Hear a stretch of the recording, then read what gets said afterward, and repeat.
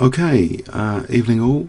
Let's continue looking at the Alekhine versus Max Euwe championship rematch, 1937. So we'd looked in previous broadcasts at 1935. Let's look at the rematch in 1937. So in this rematch, Alexander was taking it more seriously. I think he'd turned his alcohol in for milk and stuff like that. So he was a bit drunk in the previous match apparently, and there's evidence that he was drunk in the first match. So 1937, could he get back his crown against Max Euwe? So let's have a look. Max was playing white in the first. We're going to look at the decisive games. Sounds you should have sound now if you press play on Play Chess. Okay, so alright, so D4 from Max, and we have some notes by Max over here as well. I hope they're not. I hope they're okay to use a bit. It's quite a while back. So D5. Okay, so C4, C6, Slav defense, very popular even back then in 1937. So it's not a new innovation to play the Slav, how the modern GMs are adopting it. It goes back all the way, 1937 World Championship matches. So knight F3, knight F6. We see after knight C3, black actually taking on C4 here. So what does taking on C4 usually do? I've played against an IM actually at the London Classic. It wasn't very nice, Simon Ansell, and he got basically very nice pieces because this bishop can come out to F5 and help control the E4 square. If you try and stop black from regaining the pawn with A4, you're weakening the B4 square. So that's another square which is important for black. So these two squares are good for bishops usually. Bishop coming here later, bishop coming here later, and it can be quite an unpleasant position. Let's see, so A4 does weaken that B4 square, and we see bishop F5 as well. So as I say, black gets very good pieces sometimes and is controlling that E4 square of course here as well. So white cannot play with E4, but okay, let's see, knight E5, trying to get the pawn back. Knight BD7, knight takes C4.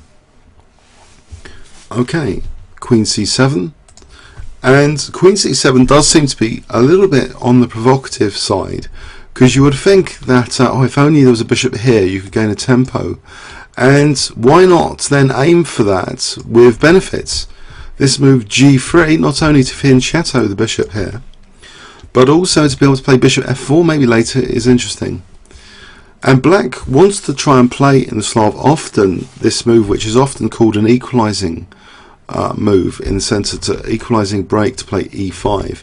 This is a chance for black to play e5, but it's going into a pin. We see after e5 here, d takes, knight takes, this annoying pin, and we've seen this in the previous match. So it is both sides I think playing, but both sides, Alekhine and Max playing this position on both sides. So knight fd7, a theoretical debate is continuing here. Bishop g2. And this move f6, does this move f6 really stand up to the sort of solid reputation of the Slav? Potentially weakening a few light squares. It is reinforcing that e5 strong point. Is it justified here? White castles, black plays rook d8, and we see the move queen c1 getting out of the way. Bishop e6 now knight e4, and in Max's notes he believed at this time in 1937 this knight e4 was a new move introduced by an Estonian master, Qe2. So it throws an entirely new light along this main variation of the Slav. So white is postponing the exchange on e5 and succeeding in taking advantage of the great freedom of the pieces. He is able to deprive the opponent of one of his bishops. So let's see. So how is the bishop deprived here? Well, what to do with this bishop on f8? Alekhine plays bishop b4 here, and the notes indicate black should try and castle as soon as possible. otherwise the d6 weakness is going to become dangerous. So this d6 weakness being eyed. Okay, that b4 is a good parking spot as I mentioned, but here it's under critical circumstances. White now has got this move a5, which brings some discomfort to b4, because maybe, you know, rook a4 is possible to harass the bishop. This knight's neatly protecting a5.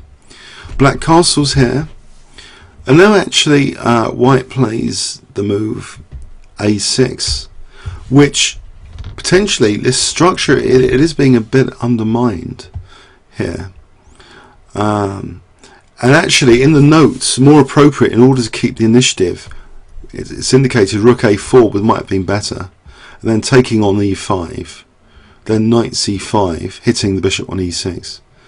So I don't know, maybe rook a4 was also critical there, but let's go with this. B takes a6, which is given a question mark by Max, because it seriously weakens the pawn position without compensation.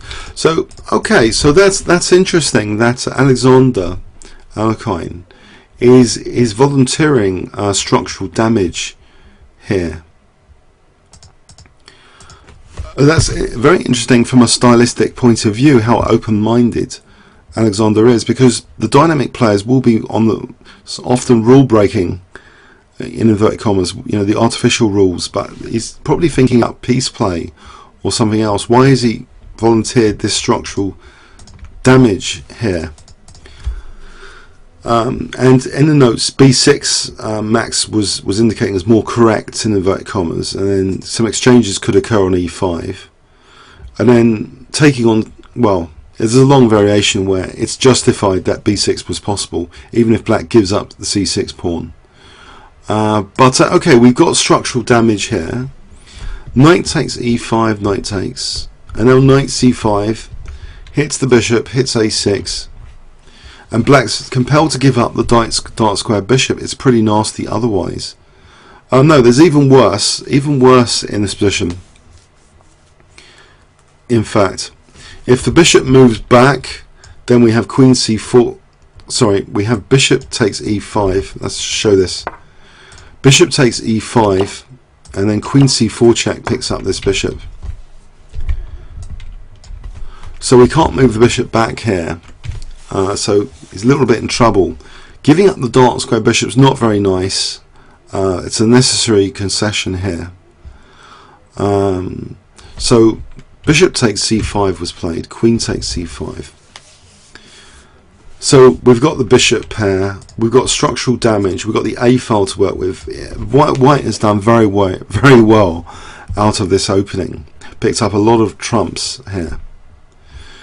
Okay, so black in this position plays a really ugly move, and it's just a really truly ugly move, g5. So it weakens the king side, weakens the structure a bit more. Bishop goes to e3. Okay, we see bishop d5 to try and get rid of at least the bishop pair. Okay, but this structural damage, these pawns are just falling off. Rook takes a6. So a7's in big trouble. Okay, there is a little bit of a tactical trap in this particular position, apparently. That actually, if white had routinely decided to be too clever here, with rook takes a7, there's a pitfall here. Black could do a queen sack, bishop takes f1. If the queen is taken here, rook d1. So that's to be avoided. White's in trouble. So just calmly just recapture, just keeping pressure on a7. We see rook f7, and the structural damage is evident. This isolated a pawn on the file is just a sitting target. Queen d6. Okay, it's just given up on that a7 pawn. So will he be able to hold a draw in this ending? Couple of rooks come off, knight c4. Okay, so bishop c5, rook e6. So how can white consolidate here? Bishop d4.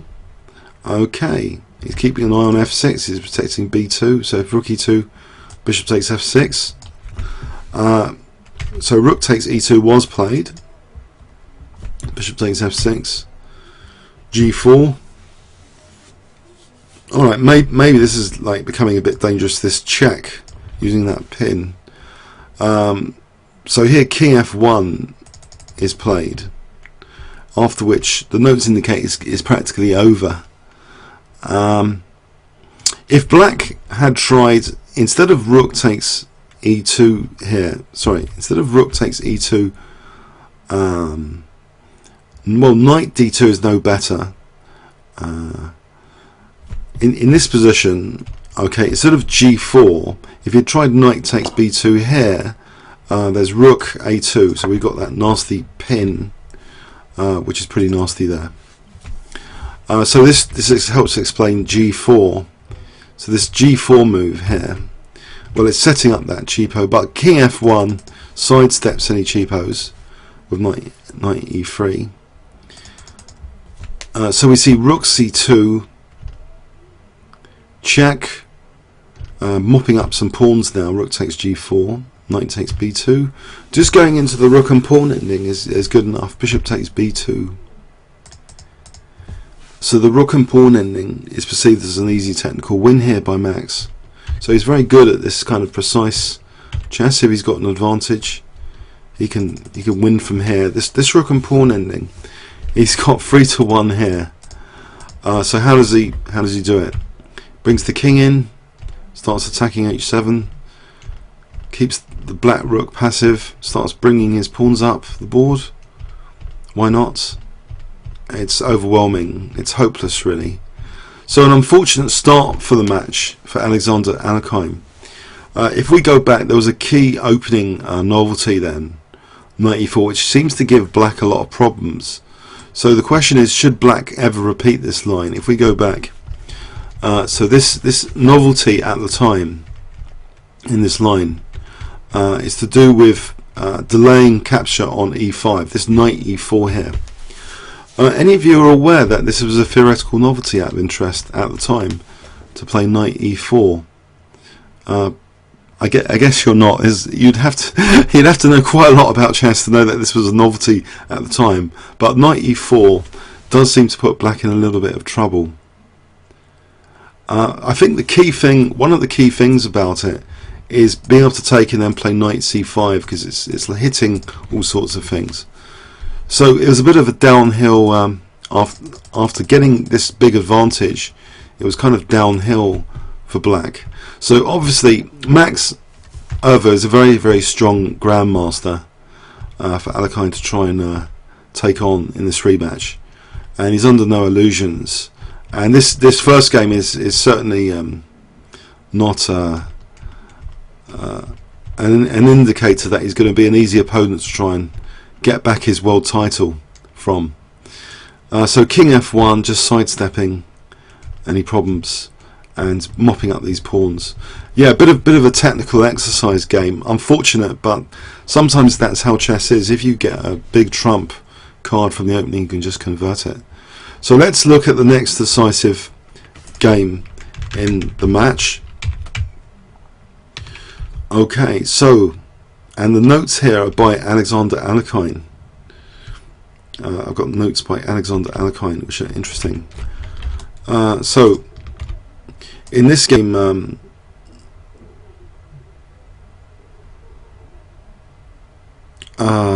okay, d4 again, and we see a repeat of the Slav. So what's going to be different in this theoretical debate? Okay, very different. Now Alexander varies considerably. He plays an immediate e6 here, and he indicates this is played twice by Bogolojubov against him in the 1929 match, and the experiment didn't succeed. He'd only lost one and drawn one, Bogolojubov, but okay, so let's see, bishop g5 is played, and we see bishop b4, knight takes c4, And actually, Alekhine considers this as very harmless, this move knight takes c4. So why would you think such a move is harmless? Well, it does offer a forcing move, queen d5.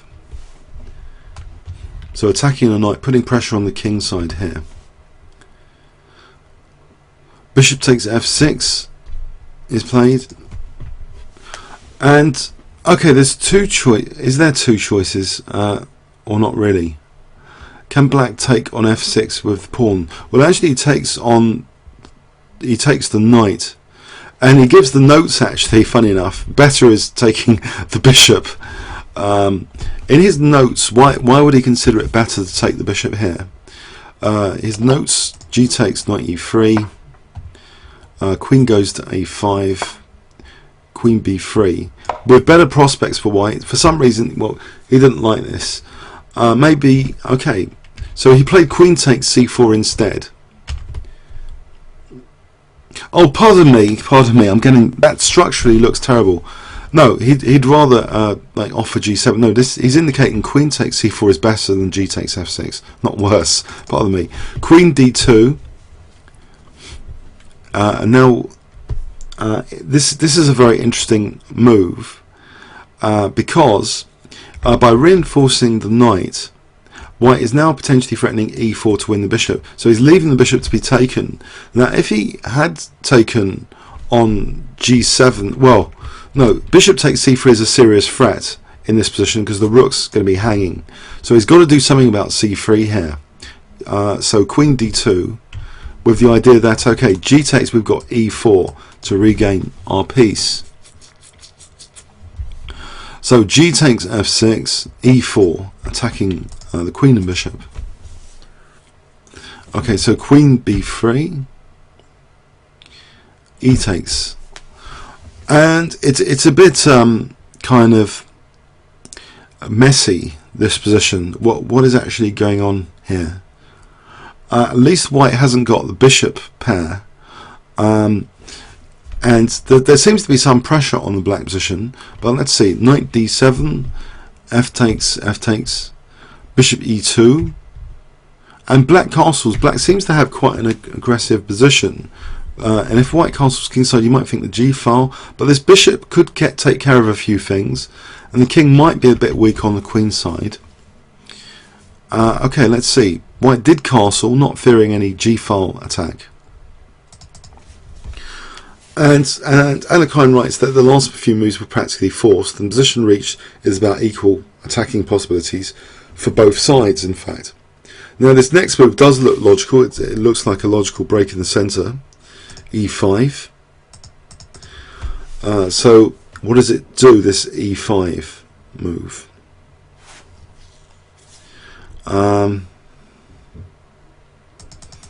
Okay, I mean, there's an alternative indicated that maybe knight b6 for knight d5 is an alternative. Okay, well, let's go with e5. It's taken, knight takes, queen c1, keeping hold of c3, and also maybe introducing some other possibilities now soon. But what about this g file? Would you be worried about this g file? And black inflicts something here. Bishop takes c3, b takes, and goes for that g file. So is this dangerous? He's got things like queen d5 potentially, just threatening to mate. Okay, this next move, queen e3, is played. Now I guess well, queen d5 g3 is possible here now because the queen's covering that f3 square. So king b8. Oh, in Alekhine's notes he does mention queen d5. King b8 was played, but queen d5, he does actually mention this. If queen d5 was played, we just simply play g3 here. Okay, and if in this position, if queen d2, we can just take and rook fe1. And this is a nice position, and this is an interesting position. Okay, and if knight d3, there's rook ad1. Okay, so this is okay. So queen d5 is not a big deal in this position. King b8 was played.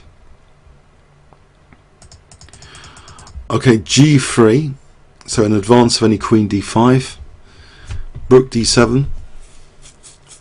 Okay, we see rook ab1 offering the a pawn, bit of dynamism. Queen c2, and now rook f e1, which Alexander Alekhine notes as that one of the most subtle moves of the game. White is preparing the move f4 with this, believe it or not. Now why would that be the case? Let's see, in his notes f4 immediately we have rook d2, ignoring the threat on the knight, and this is a problem, because if rook fe1, then we have knight d3 here. You see this game data too large.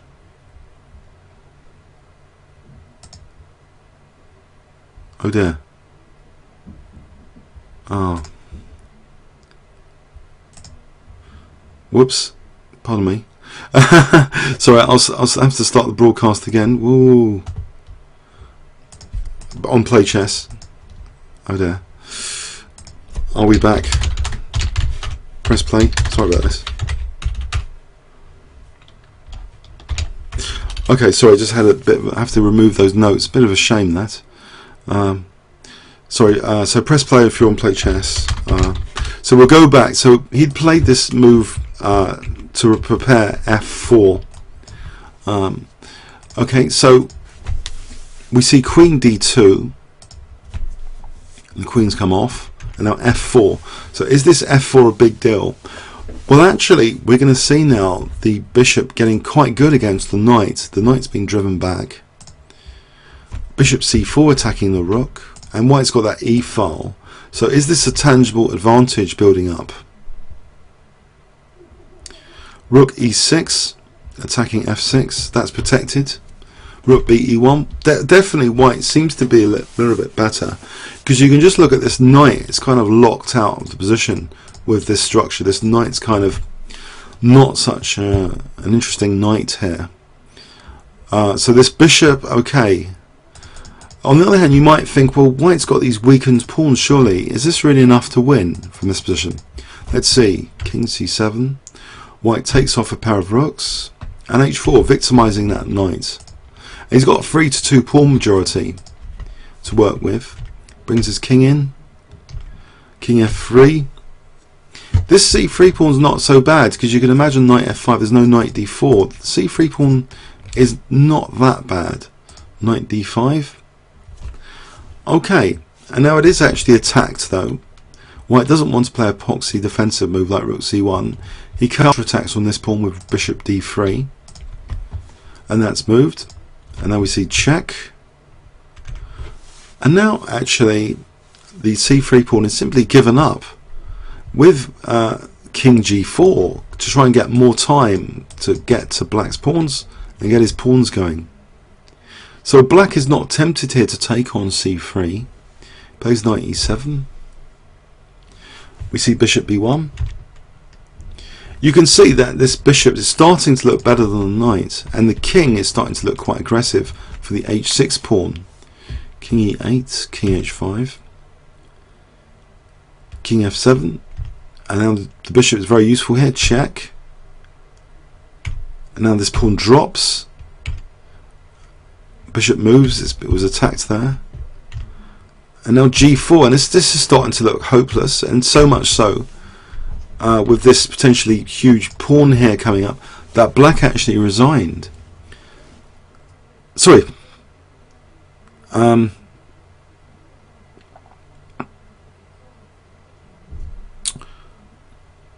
G5. I have the wrong game result. Black resigned here. So this looks hopeless. Okay. So is everyone convinced that black is in the helpless position, or should we play a few more moves here?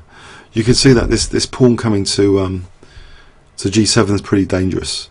Everyone is convinced, yeah? I'll just ask. Loss for black, yeah? Well, actually, I could just ask, yeah?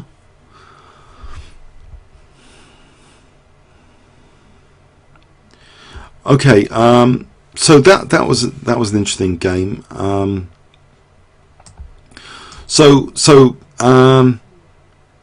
Yeah, this looks as though what's going on here. Black had a bad position again from this opening, and white picked up an important trump card. But I just actually I want to make sure who was white and who was black in this game, because it had a lot of annotations. Let's just make this clear, that actually because of the annotations, this has been a bit confused. Alexander Alekhine was playing white in this game, Max Euwe playing black, I believe, actually. So this was game 2, so it was an immediate comeback after losing the first game. Alekhine had just struck back. Okay, I'm going to try and strip out these annotations from now on. They don't have too many, so there'll hopefully be less technical issues from now on.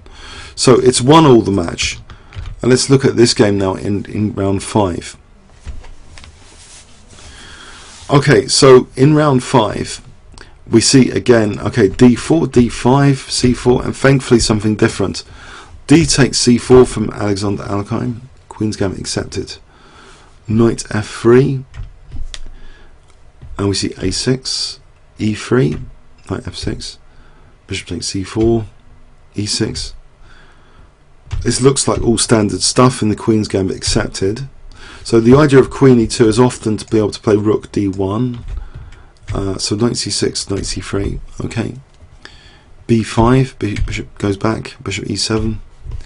And white has the option of avoiding an isolated queen's pawn, which he takes up here with d takes c5. So bishop takes c5 and he liberates this bishop. Okay, so b4. And the knight doesn't move here actually. We see e5, more aggressive. B takes c3, e takes f6. And okay, there's a few problems here. For example, it looks as though these pieces are a bit shaky. For example, queen c4 might be dangerous, or if queen f6, bishop g5 might be dangerous. So black took with the pawn here, and queen c4 indeed was played. Queen b6, queen takes c3, eyeing that f6 pawn. And okay, Alexander defends that with knight d4. Okay, and that's taken off. Bishop takes d4. But we have a position with the black king in the center, and you might think that this issue of a king in the center, it doesn't happen so much now in modern Grandmaster games. The king is unfortunately dangerously in the center here. And we see a punishment now with bishop a4 check of that fact. King e7. And now it gets a bit nasty for black. Max plays, instead of moving his queen, he plays bishop e3, using that pin on the queen. He's got a dangerous initiative here with this king stuck in the center. It's a bit embarrassing, this position. Bishop takes c3. What else? I mean, what else is he going to do? e5 looks just too weakening. So bishop takes b6, and now we've got this threat of bishop c5, keeping the king very dangerous, and also of course we're threatening to take this bishop. Bishop e5, rook ad1 renews the threat of bishop c5 without any bishop d6. The king tries to escape, and now we see f4. So what is this? Offering b2? Yes. And now rook f3. What is going on here? Well, check is now with renewed strength because of rook g3 check. The king is going to be hounded here. Bishop b7, rook g3, horrible threat. Bishop c5 check. Look at this, both bishops. The king is in mortal trouble here. And so much so, this is at move 23. it is actually hopeless for black. What can black do in this position to stop bishop c5? There's nothing. Do you want to call out a resource and I'll tell you the refutation? Or are you aware of the refutation? For example, if black tried rook c8, what would you play here? This wasn't played, but if black tried rook c8, white to play and win, if I give you 20 seconds starting from now. So time for you to wake up. Okay, wake up.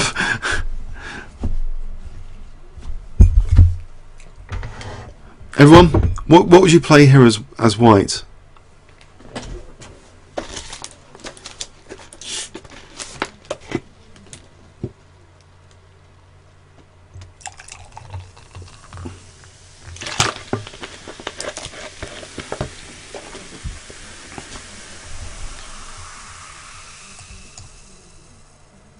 On play chess, anyone? Anyone volunteering?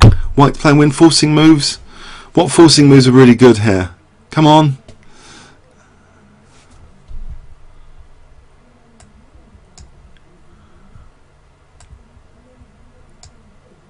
Right, yes. If you look at the forcing moves of the position, rook d8 is a disaster. It's just taking the rook off c5. And this is mating. Look at this mating that we've set up against the black king. So it's just mating, isn't it? So how on earth did Alekhine get this position from the opening? We see this, you know, it just shows what we've seen is clear-cut evidence that even, you know, the strongest players in the world, give them a bad opening and they will slide down that hill and they will have completely lost positions.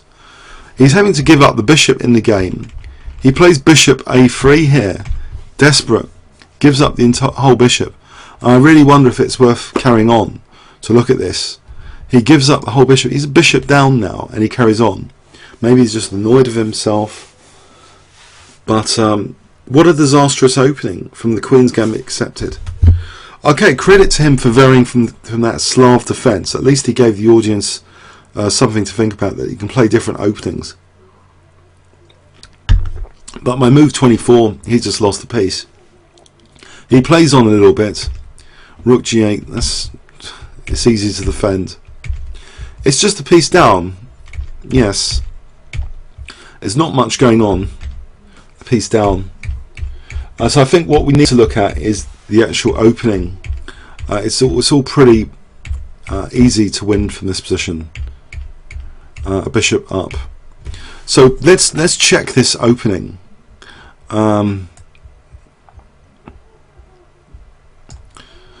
Yeah, but Alekhine was on the receiving end here playing the game. He was on the receiving end. He's got some dodgy opening theory here with this Queen's Gambit accepted. So let's look at this again. Why was this? But in the first match, we know that Max had really thoroughly prepared his opening theory, especially. He felt that was a weak spot of Alexander Alekhine. So what on earth happened here which was so disastrous in this opening?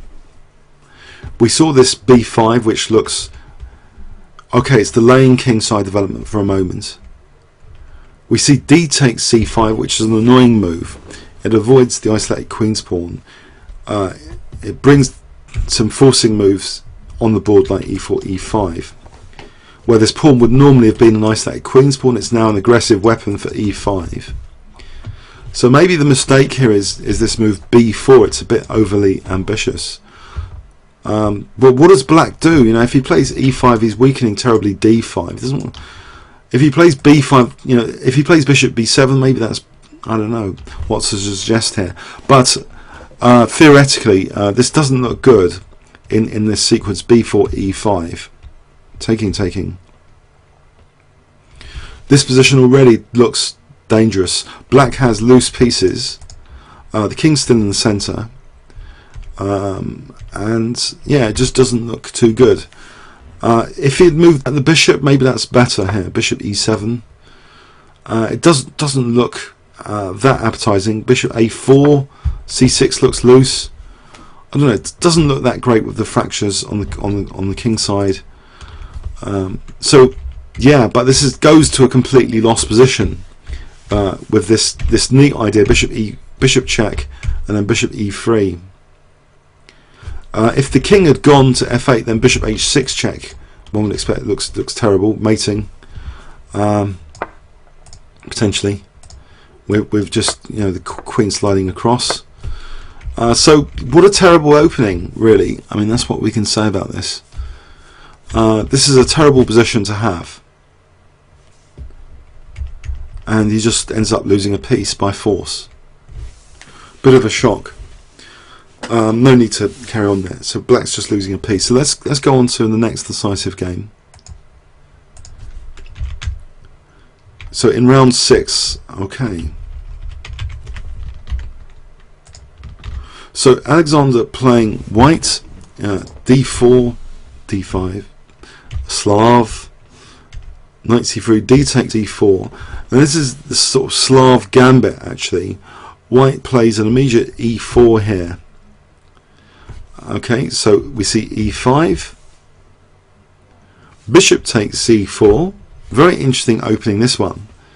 E takes d4, and now the move knight f3. And I don't know if you've seen this before, but if d takes c3 here, what would you play as white if I gave you 20 seconds starting from now?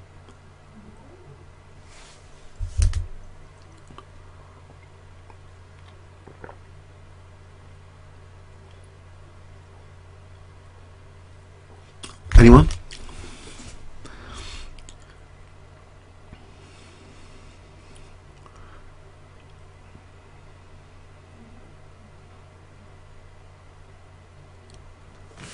What would you play as white? Come on. Anyone? Forcing moves?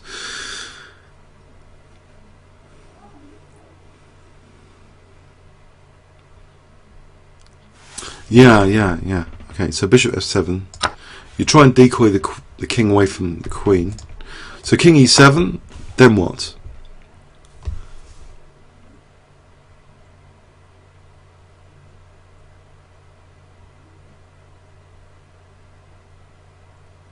I think it might be sufficient in this position. I think you might be able to play bishop g5 check, and then take here maybe, and then play e5. Or am I mistaken? Is there king e7 there? Well, you could move the bishop back here. That looks kind of good anyway. Maybe there's much better. There could be a stronger sequence here. Bishop g5 looks logical to me. Okay, so anyway, so black played b5, and ridiculously we've got another scenario with a king in the center might be an issue at the World Championship match level. So this is 1937, so the evolution of chess style, the opening theory was a bit dodgy, to say the least. So we see knight takes b5 being played in this position, and already it's, I think, an idea here is that if c takes, I think, what do you see white has in this position if I give you 20 seconds here?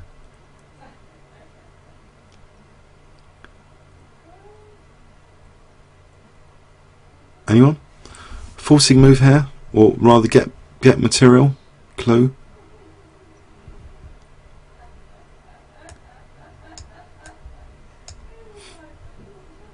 What would you play in this position?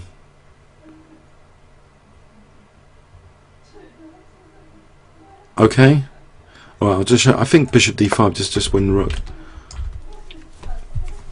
So that wasn't taken. We see bishop a6. Well done if you saw bishop d5. Bishop a6. And now just queen b3. I'm at f7. That's protected. And white just castles here. So big problems for black. I think if he takes here, we've still got this problem of bishop d5 potentially, because here I think we have queen takes b5 and we're still on b7. So that's a big problem. So black played bishop takes b5. We see bishop takes b5, and black's not interested in taking on b5 here. He plays knight f6. Bishop goes back, knight bd7. Knight takes d4, miserable position because things like knight c6 and knight f5 here. Rook b8 is played. Queen drops back. Queen c5. Knight f5 is played, and that eyes g7, so the bishop can't easily move now. And this is a very clever move actually, knight f5, because it seems to be inviting black to exploit this pin with knight e5. But white has a very powerful move here to counter that pin. Bishop f4, creating a pin of his own on the poor rook on b8. Now we see knight h5.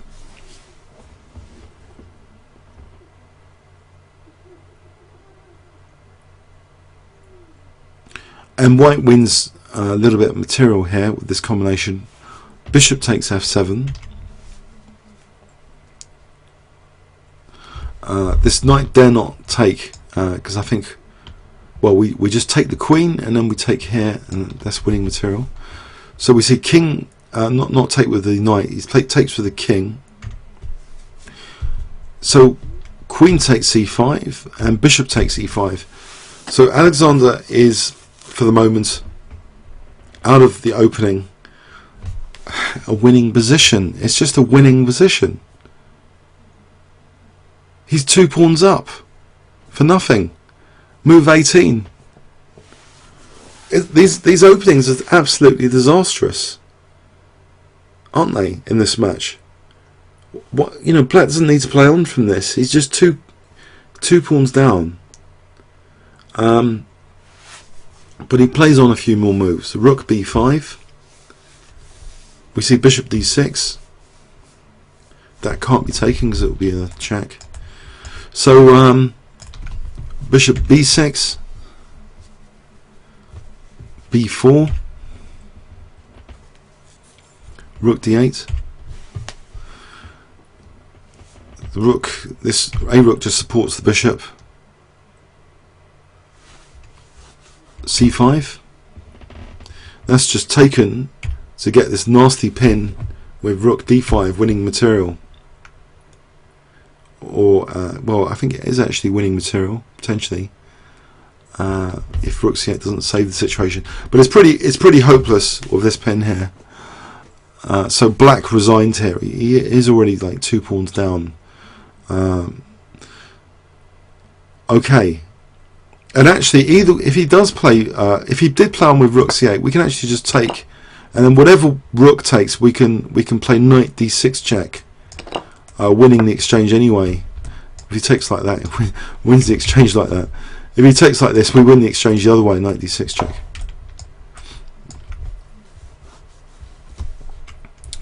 Okay, so pretty nasty stuff, these openings. If we look at this opening disaster, all the opening disaster.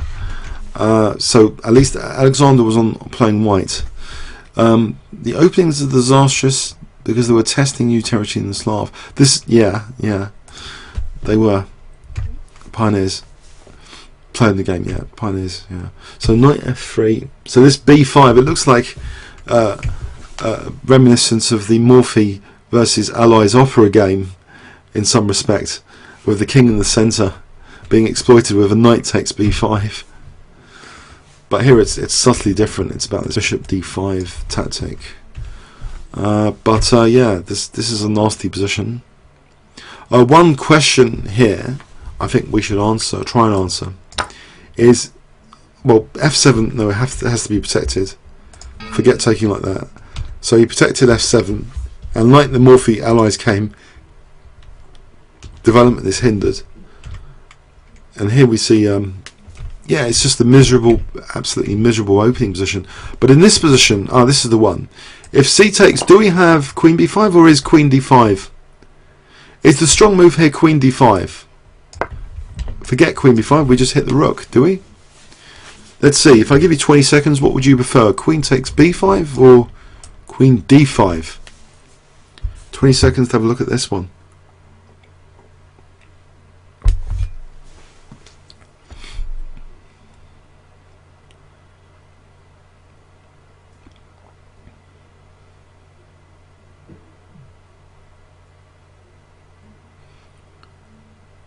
Do you agree Queen D5 looks stronger? Yeah, it does look strong, doesn't it? Initially I think I was wondering about Queen B5. Queen D5 looks stronger, it looks clear cut. This poor rook. Okay, so disastrous openings, yeah. So the bishop goes back, and after knight takes d4, this is horrendous. These forcing moves, it's just knight f5 is a very clever move though, because it looks as though this is a bit fragile, but knight f5 very clever, with the idea that this rook is unfortunately a tactical target. So bishop f4, very nice. So winning material, and it's all over pretty shortly after that. Okay, so we haven't really seen too many huge battles so far. Let's look at another game. So in round 7, do we get to see a juicy game in round 7 of the match? Okay, Max is playing white, d4. Shall we flip the board for fun to play as Alexander Alekhine? d5, different perspective. c4, c6, knight f3, knight f6, knight c3. He takes on c4, a4, bishop f5. Slightly different variation here, because white isn't going in with this knight e5 idea to get the pawn back. He's going with e3 to try and collect the pawn back. Slightly different. e6, bishop takes c4, knight bd7. So far no one's lost totally out of the opening. That's great news. After castles, bishop d6, queen e2, preparing, it seems, e4. That stopped in its tracks with knight e4, blockading that e-pawn, keeping the bishop hemmed in for a moment. Knight takes e4, bishop takes e4. White wants to liberate the position, so knight d2, kick the bishop away, and then surely, you know, play for f3 and e4 soon. Bishop g6, e4, or even without f3. Intriguing. Provocation, because look at this position, it looks a bit provocative. White's advancing in the centre. Bishop b3, black castles. f4 looks very interesting to try and trap the bishop with f5. Now, here is something quite interesting indeed. That Alexander, he reacts to this with knight f6. And for me, when I looked at this earlier, well, it means, for example, f5. Have we not got the move bishop h5? Also, this d pawn can be taken with check. Is another interesting thing here. Okay, white's move in this position, believe it or not, is the move bishop c2. And Alexander takes on d4 with check. The king goes to h1. Okay. And you might think, in this position, bishop h5 is an answer or a move in this position. Why not play bishop h5 immediately if there's a problem here with this? Okay, white has definitely strengthened the e4 pawn. So this is a question shoot, a little bit of a mystery. I should have engine checked it, but in the game we see the move queen b4 being played. Now, was this just a huge blunder here or something? Because now g4 threatens to really squash this bishop. Or was it kind of ingenious? Has he just fallen into a trap? If black tries h6 here, for example, the bishop's really getting done in, surely. f5, it looks pretty nasty. There's compensation. You know, even this rook could transfer, maybe for an attack. It could look pretty nasty. So what we see here of the g4 is very interesting in itself. But instead of the move queen b4, okay, one question I do have myself is, does anyone see anything particularly wrong with the move bishop h5 if this was played? If I give you 20 seconds here, what would you play to bishop h5 if you were playing white in this position?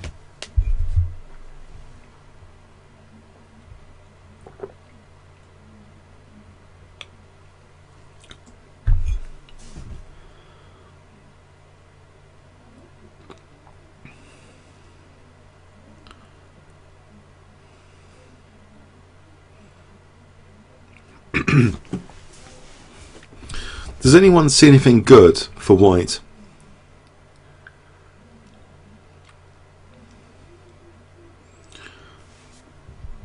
Knight f3 is the suggestions on both PlayChess and stream. So you just be a pawn down then? You just accept being a pawn down?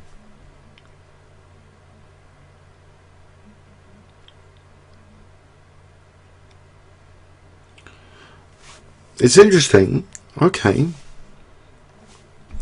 So if bishop takes f3, well, black hasn't got a problem piece, but maybe, you know, there is a dangerous initiative here or something. Okay, interesting. Maybe bishop h5. If someone engine checks this game at some point, maybe this next move was potentially a blunder. We need to investigate it. Queen b4. Because it seems now g4 extinguishes bishop h5 and provides f5 for squashing bishop. And the reaction to this is interesting. He doesn't want to squash bishop. He goes for a kind of lesser evil looking position. Alexander just casually plays rook ad8, allowing his bishop to be squashed and won with f5. We see e takes, queen is attacked. And he picks up another pawn. He's going to pick up 3 pawns for that bishop. So 3 pawns for the bishop. Is it enough? Bishop d1, and voluntarily takes the queens off and plays rook d4. And it's a certain uneasiness about white's position here. The extra piece against the 3 pawns. So this isn't so easy. Check. The king goes to h3. Looks a bit awkward. Rook d8. We see bishop g5. The rook goes to attack b2. That's protect. No, the rook's attacked there. Rook goes to e4. Bishop b3. Rook e2. There's pressure for being a piece down. A lot of pressure. Because now this pin looks quite nasty on f3. In fact, rook takes h2 is now threatened. It's a mate threat, isn't it? Rook takes h2 is threatening mate because that knight is pinned. So it's not the most comfortable position all of a sudden for white to be in. We see king h4. And it's like white's been dragged into a mating net here. Rook takes f3. Rook takes f3. Rook takes h2 check. If the king dares to come over here, I think it's just being mated with rook h5. That's mate. Ouch. So rook h3. And black's winning material, if nothing else. He just plays g5 check. So he's material up again. He got back his piece with interest. Funny game. Weird game. He's 3 pawns up at the moment. Now, after check, white resigned. So, did white really lose control after being a piece up, or was it really quite difficult? That's one for investigation, technical investigation. Let's see. But It looks as though that bishop was a target to be squashed. And it looks all of White's play was geared up to squashing Black on the king side. But with this curious episode here, that with this move, D4 was attacked. It was kind of ignored. But what else? If knight F3, we drop the E4 pawn. How does White actually defend D4 here? If Queen E3, then, you know, Bishop B6.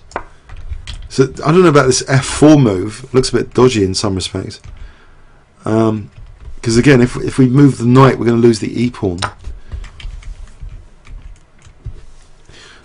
So White's losing that D pawn. So the question here is, you know, did he become complacent? Why not Bishop H5? We see the move Queen B4 instead. Interesting.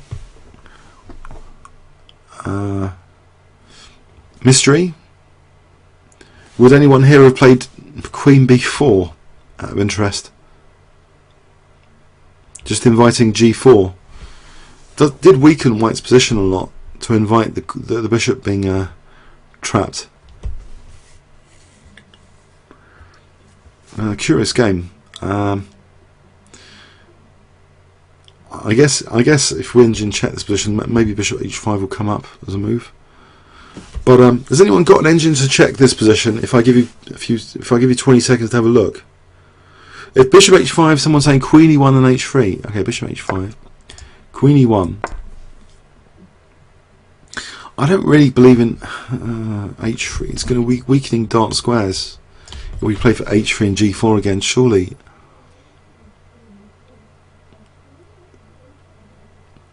Possibly, you know, but also we do have ideas like this dynamically.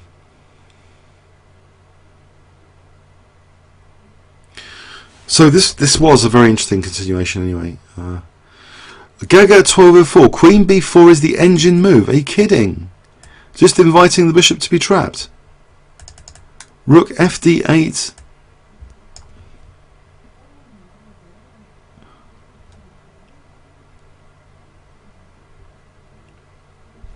So it's interesting anyway. Queen B4 seemed to work out well. If you look at G4, I mean, okay, it's winning material, but there's this draft around the king here. So it's not so clear cut. Obviously, if he takes with the G pawn, then we've got Bishop H5. So he's going to take with this pawn, which is going to expose these rooks down the centre of the board. He's going to lose 3 pawns for that piece. And okay, it looks as though there's a big problem here for how to develop the pieces. So this check, you might ask, well, why didn't the king go back to H1? Would the king have been safer there? King H1? What would we have played in this position? Is this about equal? Pawn pusher indicates equal. Someone else indicates it's better for black, this position. I'm not sure what a crushing move here would be for black. Black being a piece down.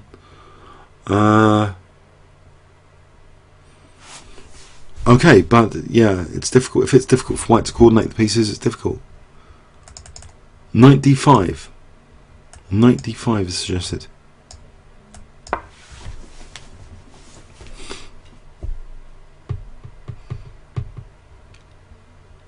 Okay, it's one for investigation.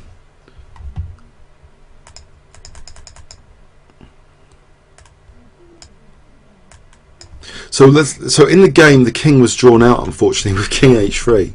It just got in big trouble pretty soon. This is very difficult to play now. So that had to move, I guess. We got a mate threat, and black is getting back the material by force. Okay, interesting games. So let's look at another one. So in round 8,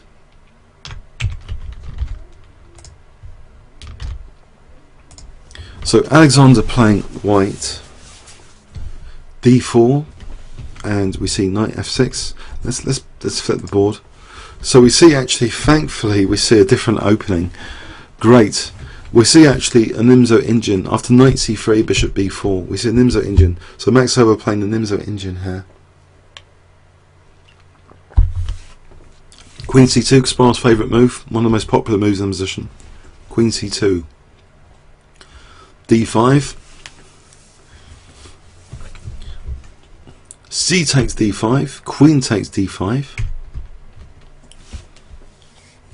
e3, c5, black strikes at the centre, a3, white collects that dark square bishop. With so because black plays bishop takes c3, b takes c3, knight bd7, f3. Although white's behind the development, he's got his trump bishop pair to play with. Now this doesn't look entirely, it looks a little bit suspect intuitively to play this next move. C takes d4. Doesn't it open up the position a bit for this bishop potentially? C takes d4. Black doesn't routinely just castle here, he plays knight b6.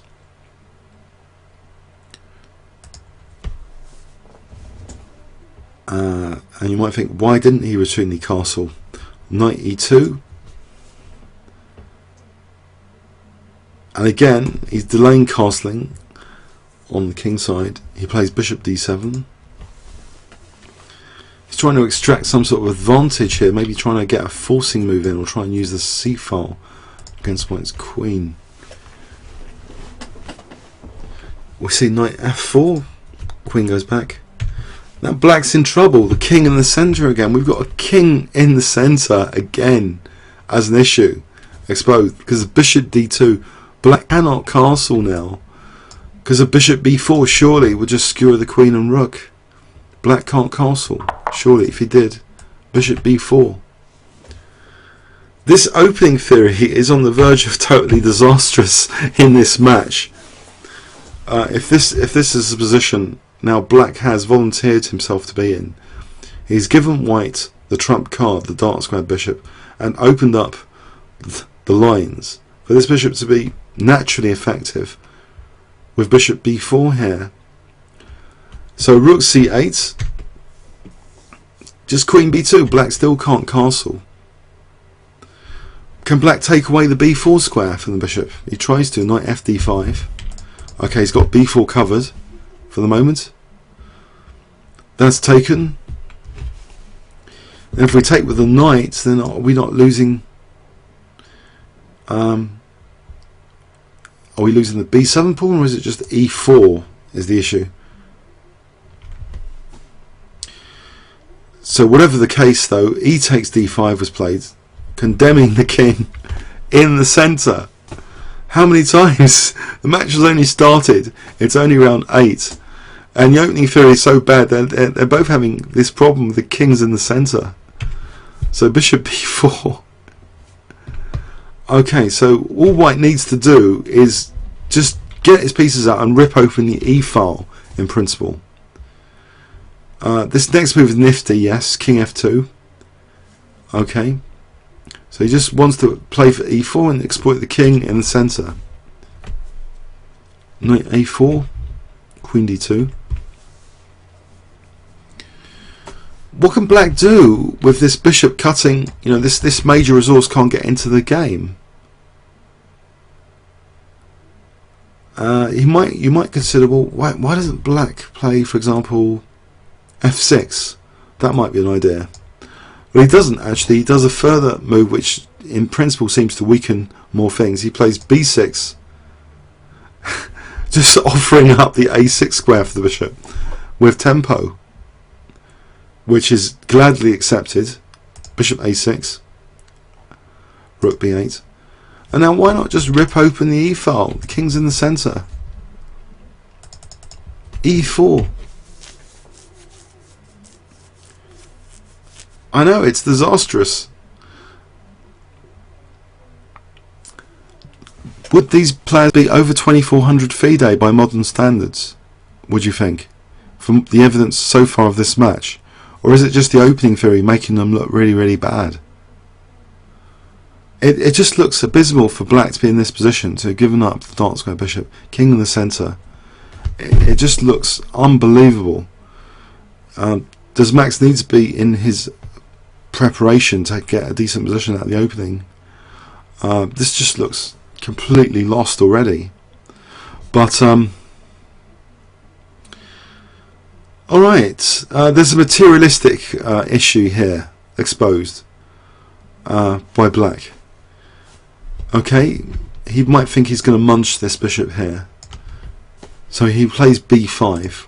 Is he going to munch the bishop? He's set the trap around the bishop. Well, this backfires, funny enough. Can you see a good move for white in this position if I give you 20 seconds starting from now?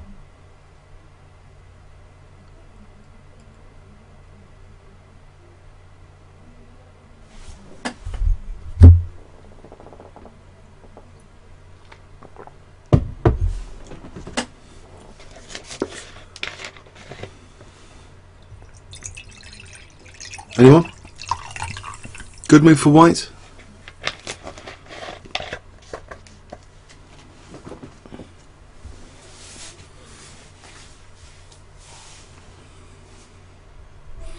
Probably even better than the simple looking move. ED might be good, but Queen F4 was played. Queen F4, hitting that rook. So he followed by E takes D5, opening that E file. So, you know, black's playing a rook down, basically. He's playing a rook down. This is a problem. Bishop E6. Forget the bishop. Rook AC1. Just make the black king. You know, come down with rook C7 and queen C7. Black finally plays F6 now. Too little, too late. Rook C7. Nasty things are being threatened, like rook E7 here. Or even just rook G7 maybe, and queen F6. King D8 is played. Rook takes A7, protecting the bishop, and queen C7 to follow. Black resigns. Yeah, it's a disaster, isn't it? What we've seen. I'm taking the games in sequence of decisive games, and we have seen truly disastrous opening theory here so far in this match, up to round 8, and we'll continue looking at it next week. But let's review this game quickly again. So the Nimzo engine, but yeah, they're the early pioneers. It's dangerous that it's not being theoretically analysed, and they're improvising on their own resources. But this looks in principle like a bad idea, to give white the bishop pair, and then kind of opening up the position for this dark square bishop to be smiling, to be very, very happy very soon. So C takes D4 is allowing the bishop to come like this with great effect. And I had a nice game myself in the Hearts League where I was able to cut the opponent's king in the centre and deprive him using his rook. And that's a great pleasure to have in chess, to be playing like a rook up like that. So here the pleasure was Alexander's here, just playing basically a rook up.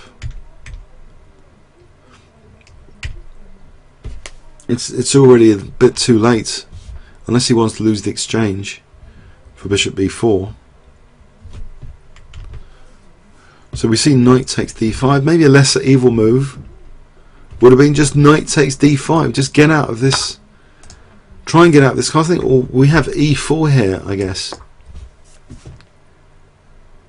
just kick the knight, and then we've still got bishop b4s. So I don't know if knight d5, maybe there's no rescue here for the black position. But it was just made to look like he just smashed Patzer, didn't he, in this game? Max Euwe was just out of sorts here. But to be fair, you know, he had a big family. He was a family man, and chess was just a hobby really for him. He was a hobby world champion, and Alexander Alekhine, you know, was the kind of obsessive kind of, one of the most obsessive chess players active in chess. And okay, this was a huge punishment.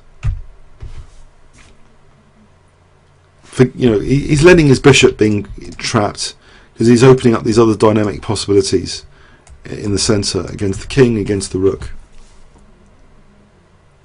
It doesn't matter for the bishop to be trapped. It's a disaster. He's just playing